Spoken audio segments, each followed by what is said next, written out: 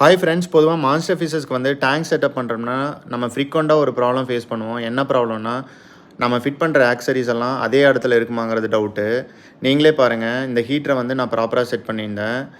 இந்த சினகல் ஃபிஷ் வந்து அதோட கேப்பில் போய் ஹீட்டர் எப்படி டிஸ்டர்ப் பண்ணி ஒரு சைடு கலண்டுருக்குன்னு பாருங்கள். நம்ம பார்க்காம விட்டுட்டோம்னா இன்னொரு சைடும் கலண்டு ஹீட்டர் மொத்தமாக கீழே விழுந்து ஹீட்டர் உடையறக்கூடிய வாய்ப்பு இருக்குது.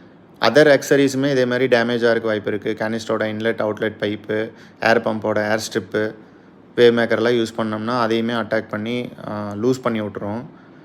நம்ம மான்ஸ்டர் ஃபிஷஸ்க்கு டேங்க் செட்டப் பண்ணுறோம்னா ரெகுலராக மானிட்டர் பண்ணணும். பார்க்காம விட்டுட்டோம்னா அக்சரிஸ் வந்து டேமேஜ் ஆகும் அடிக்கடி.